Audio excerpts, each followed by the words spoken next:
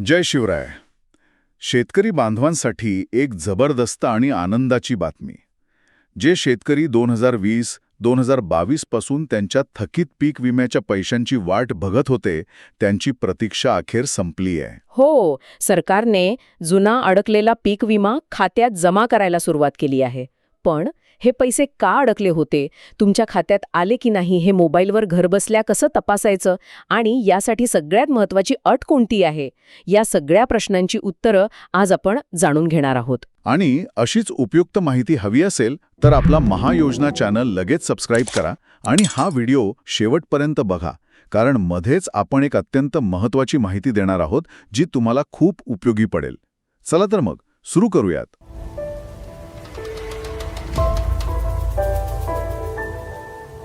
आपल्या अनेक शेतकरी बांधवांचे गेल्या 4-5 वर्षांपासूनचे म्हणजे 2020, 2021, 2022 पासूनचे पीक विम्याचे पैसे थकलेले आहेत.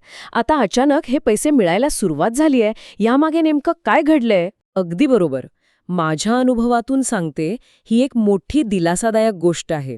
झालं असं की नुकतंच पीक विमा योजनेला 10 वर्ष पूर्ण झाली आणि सरकार त्याचा प्रचार करत होतं. अच्छा. पण सोशल मीडियावर शेतकऱ्यांनी तक्रारींचा पाऊस पाडला. आमचा 2020 पासूनचा विमा आला नाही, 2022चा विमा अडकलाय, अशा कमेंट्स येऊ लागल्या. म्हणजे सोशल मीडियाचा दबाव कामी आला म्हणायचं? हो, नक्कीच. या तक्रारींमुळे सरकार आणि विमा कंपन्यांवर दाब वाढला आणि ही अडकलेली प्रकरणं मार्गी लागायला सुरुवात झाली. एक क्विक फॅक्ट सांगते, राज्यात 2020 पासून ते 2024 पर्यंतचे म्हणजे जवळजवळ 4 ते 5 वर्षांपासूनचे पीक विमे थकलेले होते, जे आता वितरित होत आहेत. बरं, पण हे पैसे इतके दिवस अडकले का होते? म्हणजे पोर्टलवर ऑफलाईन पेड किंवा डिजिक्लेम पेड असं दिसायचं, पण शेतकऱ्याच्या खात्यात काहीच यायचं नाही. म्हणजे तोंडात घास पण पोटात नाही, अशी अवस्था होती. यात नेमका काय घोळ होता? तुम्ही छान म्हण वापरली. यातला तांत्रिक मुद्दा समजून घेऊया. अनेक प्रकरणांमध्ये विमा कंपनीने पैसे दिले होते, पण ते शेतकऱ्यांपर्यंत पोहोचत नव्हते.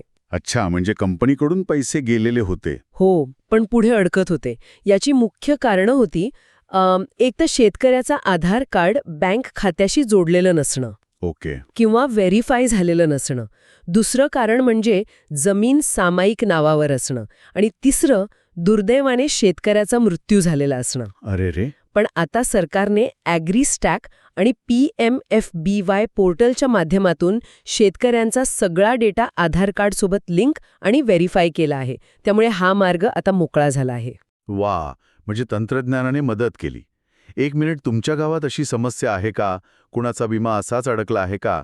आम्हाला कमेंटमध्ये नक्की लिहा. आणि हो, अशीच सरकारच्या योजनांची माहिती मिळवण्यासाठी आपला महायोजना यूट्यूब चॅनलला भेट द्या आणि चॅनलला आत्ताच सबस्क्राईब करा. एक मोठा गैरसमज आहे की पोर्टलवर पेड दाखवलं म्हणजे कंपनीने पैसे खाल्ले, कारण ते खात्यात तर आलेच नाहीत. हे खरे आहे का? नाही. हा एक खूप मोठा गैरसमज आहे. ऑफलाईन पेडचा अर्थ असा होता की कंपनीने तिच्याकडून रक्कम मंजूर करून पुढे ढकलली आहे. म्हणजे त्यांच्याकडचं काम झालंय. अगदी बरोबर. पण ती रक्कम तांत्रिक कारणांमुळे, जसे की मी मगाशी म्हणाले, आधार व्हेरिफिकेशन, यामुळे तुमच्या खात्यापर्यंत पोहोचली नव्हती.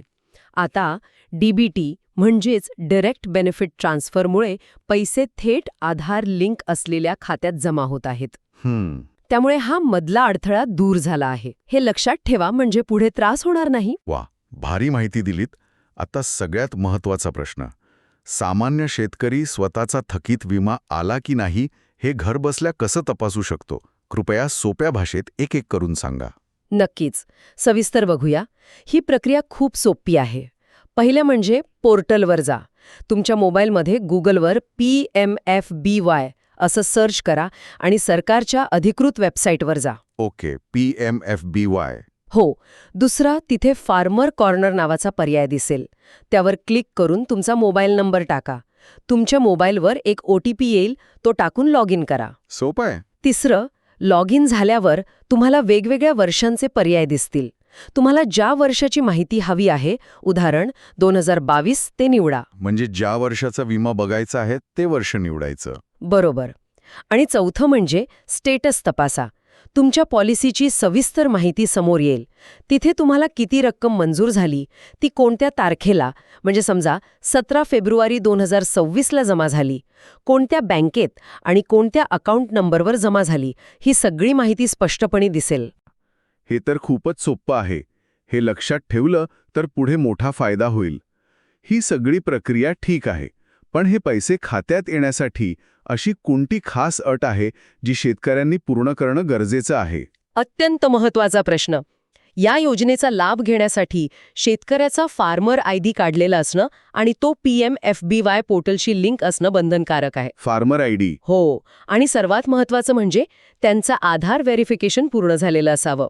ज्या शेतकऱ्यांनी 2024च्या विम्यासाठी अर्ज करताना ही प्रक्रिया पूर्ण केली, त्यांचे जुने थकलेले पैसेही आता जमा होत आहेत. अच्छा, म्हणजे नवीन अर्ज करताना जुन्याचं काम झालं. अगदी. आणि इथे एक दुसरी क्विक फॅक्ट सांगते.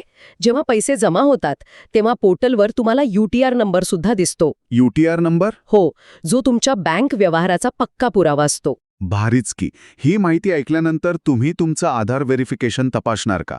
कमेंट सेक्शनमध्ये नक्की सांगा. आणि हो, लाईक करायला आणि शेअर करायला विसरू नका.